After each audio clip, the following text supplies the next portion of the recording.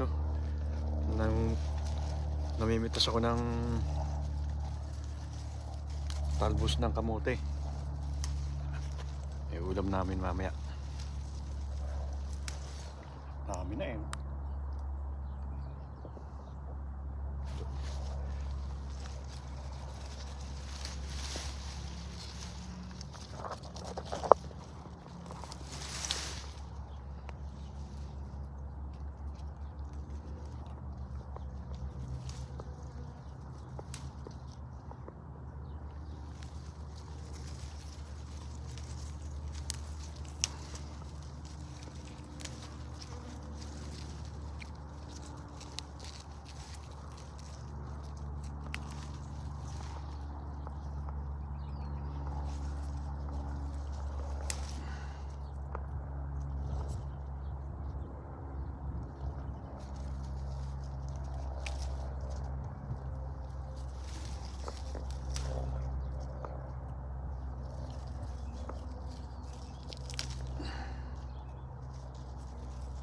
Pwede niyan. Lagaw ako mamaya at meron kami tulingan na iluluto si Cora eh. Meron ito, ilalaga ko ito mamaya. Lagyan ng konting bagoong.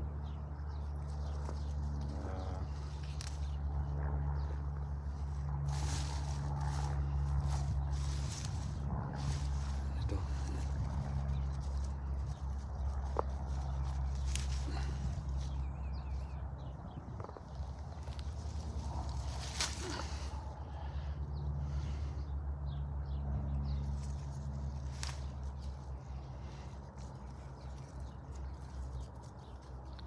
Kukain ko sana to eh. Marami ng kamote to eh. Tinamad na ako. Sayang yung mga talbos eh. Maraming pakinabang dito. Ito yung magsisigang ng Cora ng sa ano. Sa bayabas. Pinahalo namin. Ito yung kalamansi namin. Kuha na rin ako. Tayo ng ano mamaya sausawan para sa bago. Ayan o, hindi dilaw na eh. Ay naku.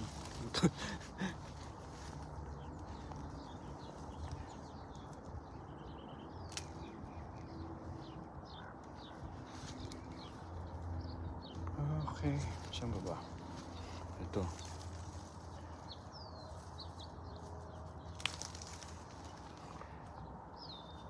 Ito sa likod. Marami eh. Oh.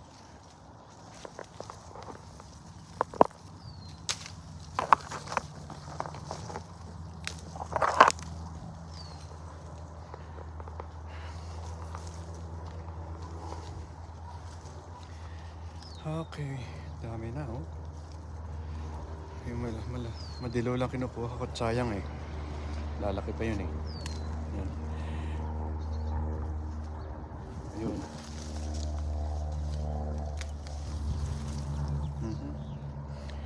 Ay nako, ayan. Ito yung aking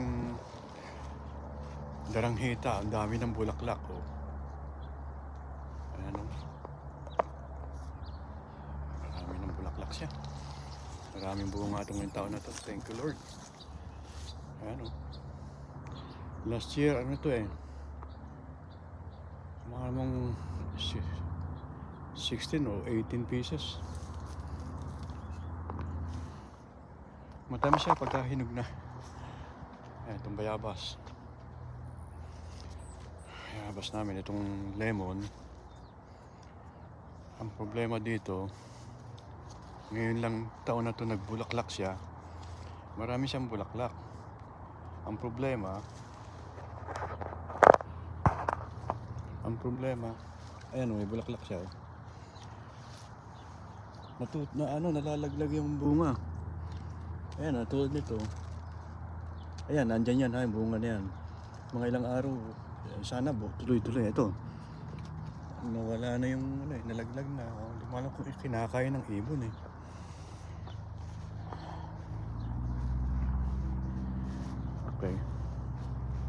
pa ba din yung talbos? Kulang pa yung aking eh. Ayun.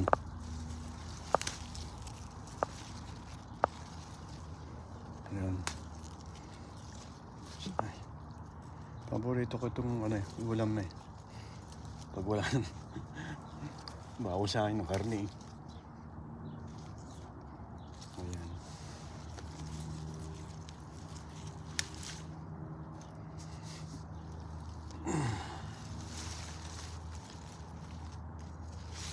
Masyado dyan ito.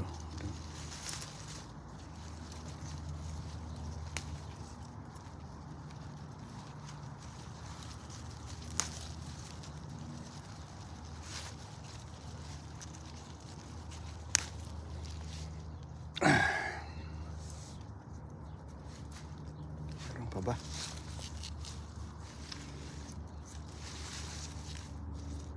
Sa ilalim eh. Ayun. Nakakain ba kayo nito? Nilagang talbos ng kamote? Ayun pa.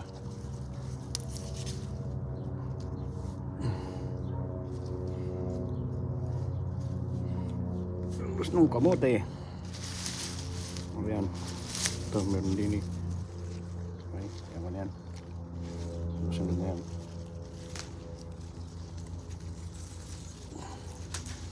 Ayan ang akin nakuha. Ito, kabila nito, ito yung mangga.